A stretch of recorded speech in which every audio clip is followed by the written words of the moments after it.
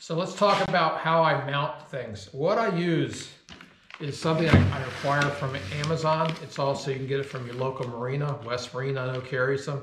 It's basically, the material is called starboard, okay, or HPDE, which is high density polyethylene, okay.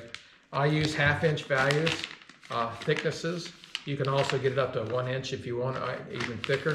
I found that 1/2 inch is a good trade-off. It gives me superior strength. You cannot even bend this thing. It doesn't flex. Screws retain very, very, very well into this, okay? So that's the first piece that I use, okay? Then the next piece is that when you're looking at how you mount this thing, in this installation I'm going to show you, I have an Active Target module. This happens to be an Active Target 2 module, but the Active Target 1 and Active Target 2 modules are the exact same size, mounting patterns exact same. You can see the 4 mounting holes here. It has a plastic bottom, so I feel fairly confident of mounting this unit directly to that board there, okay? The screws that come with the Active Target are perfect lengthwise, okay? In this installation, I also have a network hub, okay, because we have 3 units, plus we have the Active Target. This network hub lets me hook up 5 units. We're only going to use 4 of them, so we're going to use the front 4 ports on it, and you'll see that later, okay? The other thing I've got to put on this panel is I'm going to use a solid state relay. That's going to let me control, basically use the Ranger accessory switch on the bow to control the Active Target. The reason I need the solid state relay, and we'll talk about that a lot more about that later on, is because the batteries are separate. I need to be able to control it from that switch. Okay, so this is the solid state module. And the other thing that I put on these boards, I typically put the fuse panel on it. So the first thing I had to do really is figure out how I do the layout on the board, how to effectively optimize everything, and then I had to figure out how big can I make this board. And one thing I did with the insulation is that you can see this is I usually start with a 12 by 24 board, okay? And with that insulation I did on that 620, this is the only piece I had left over. I used the other scrap pieces for fixing the console, basically doing the console repair. You'll see that that's in another video. And I also used it in the battery box to space out the batteries because the lithium batteries were shorter. So it helped secure those in place. So that's the only thing I have left. Now, I'm not going to throw this away because I know I'm going to be able to use this for other things. The way I secure it is I use heavy duty, long tie wraps, okay? In a Ranger bow, there are rod tubes there, okay? I typically drill some big holes, and I'll have some picture of that in a little bit. You take that and wrap it around there, connect it together, cinch it up really tight. It holds it very well, which is actually surprising to me because over the years, I've installed this in multiple different boats. In fact, I just redid a 621, which is a Ranger. He runs mainly on Lake Erie. He goes out on 6 to 8 foot true size waves. And he has, when I opened the bow up last month, there was no movement of that board. It had been tie wrapped with the same technique I'm going to show you. First thing that we need to do is to start disassembling the existing bow. Where I'm removing the old unit here, pulling the cover off the old cables, getting the foot pedal out of there. Okay, then I'm gonna pull the old bow panel out. I gotta disconnect some cables. You can see everything's getting pulled out of the bow, so I can start to find. This is what we're looking at. This is where we're starting to see the. You can see the rod tubes there that we're attaching to. Okay. So the next thing I have to do is start collecting the cables. I'm putting power cables on the box right now, trying to keep everything, nice and tidy, and basically do as much work as I can before I actually have to put this into the bow. So we'll just keep working on that, and eventually we'll have everything ready.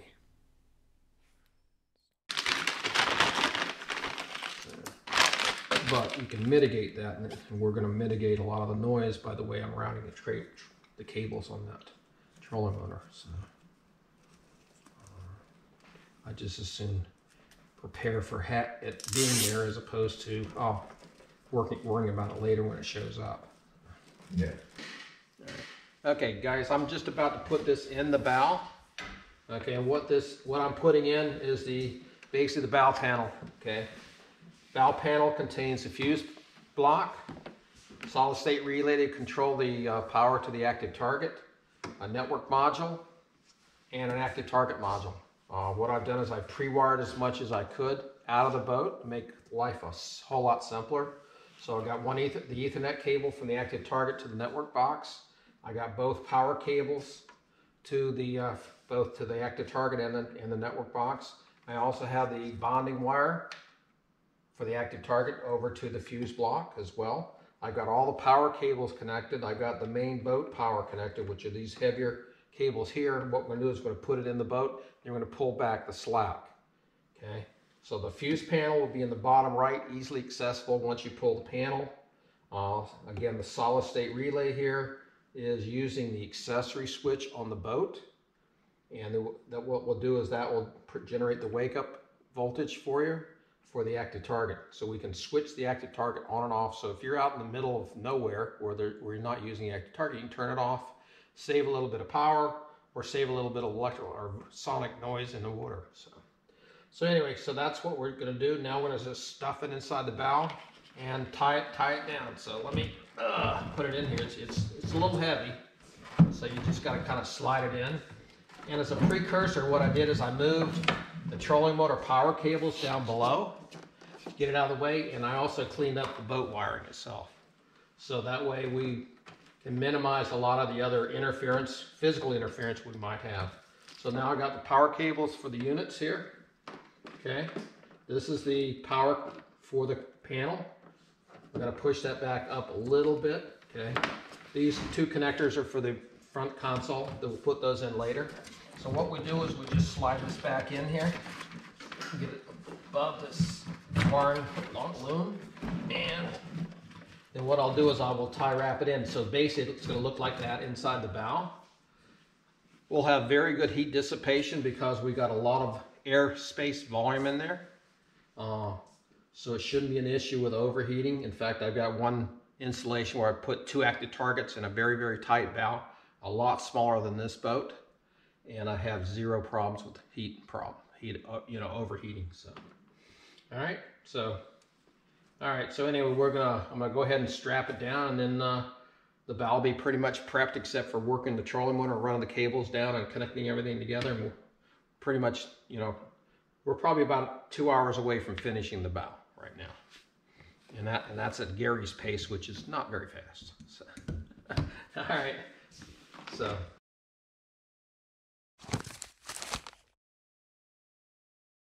Let's talk a little bit about the solid state relay I used, okay?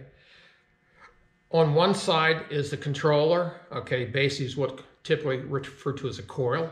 The other is the relay side, okay? And these are the contacts, logical contacts. This is being a solid state relay. It's all solid state, obviously. So what I do is on this is I'll attach the control wire on the Ranger boat itself from the accessory switch, which is the orange and blue wire, okay? And then I'll take the other wire here connected to the boat ground, okay? So this is all boat battery powered, okay? On this side, what I'll do is I'll take and put a 12 volt from my distribution panel, which is that fuse block I showed you earlier, okay? And that will come from that. I'll basically put a fuse on that for basically 1 amp fuse. This is where the yellow wire then connects to the solid state relay. This yellow wire goes to the power line on the active target module. And when I complete this circuit over here, you get the red light LED on, but you obviously won't see it once it's in the bow. But you basically turn your accessory switch on. This lights up. This now closes the switch. So now you have an active circuit right here. So now you have the yellow wire being powered from this relay. Everything's completely isolated, and I did this again. I do this on situations where I have a separate electronics battery. If you don't have a separate electronics battery, you can obviously take that wire directly from the switch and hook it directly to the yellow wire on the power cord for the active target, okay?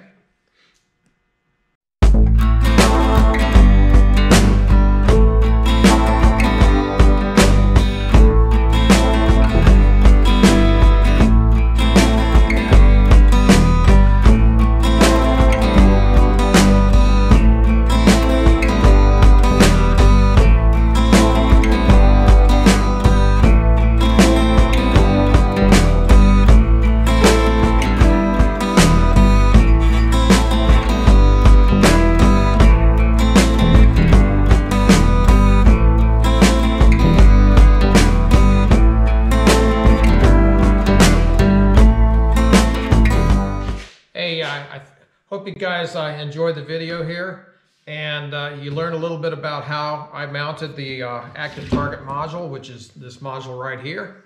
A little bit about how to control the power on it, or how to wake it up, keep it alive using an accessory switch.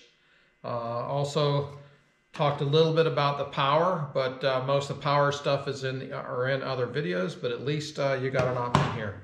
So if you like the video, I appreciate you liking, making any comments you have, any suggestions. Please feel free to basically put some comments below for me. And if you want to keep track of what I'm going to be doing in the future, or now, or watch any of the other videos, please subscribe everything for me. I really appreciate it. Thank you. Bye.